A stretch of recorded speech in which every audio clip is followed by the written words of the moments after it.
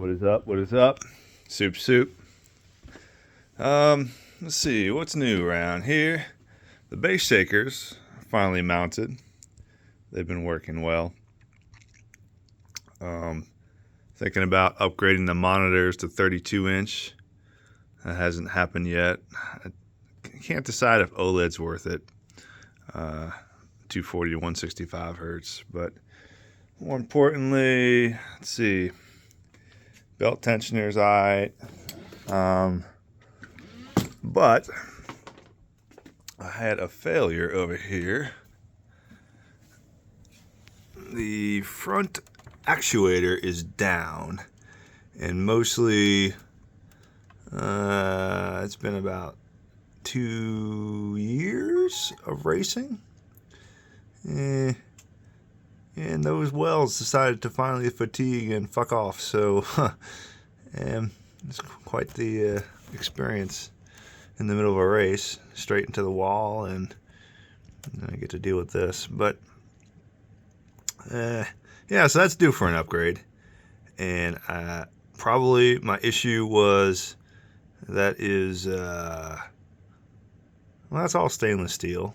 And I couldn't tell you if I grabbed stainless steel rod or straight carbon steel filler when those were welded.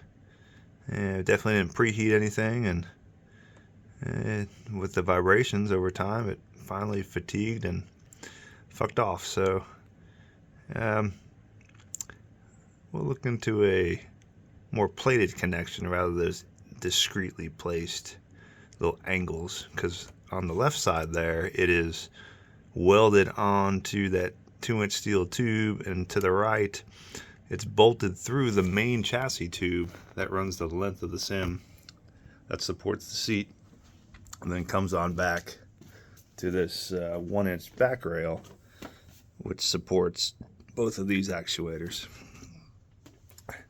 And these can't fatigue, but have less of a chance of fatiguing because it's a full frame, and this upper portion is laterally locked with this brace that supports the belt tensioner plus the seat back servo.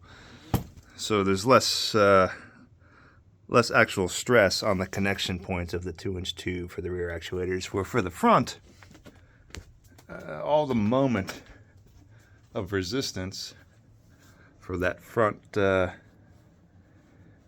the body or the frame red is shaking violently up and down, stressing that one joint at the very base, especially because it's a ball joint, so there's no rigidity to keep that upright up and down. So that joint is doing a lot of work and finally gave way. So that will be fixed. And in the process of that happening, some of my power cables were wrapped around that servo and decided to pull on the power supply for this monitor.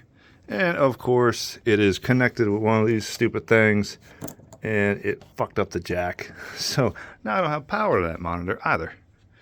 Well, I do. Well, now it's back on now, but if there's any vibration, the jack's so loose that it barely connects.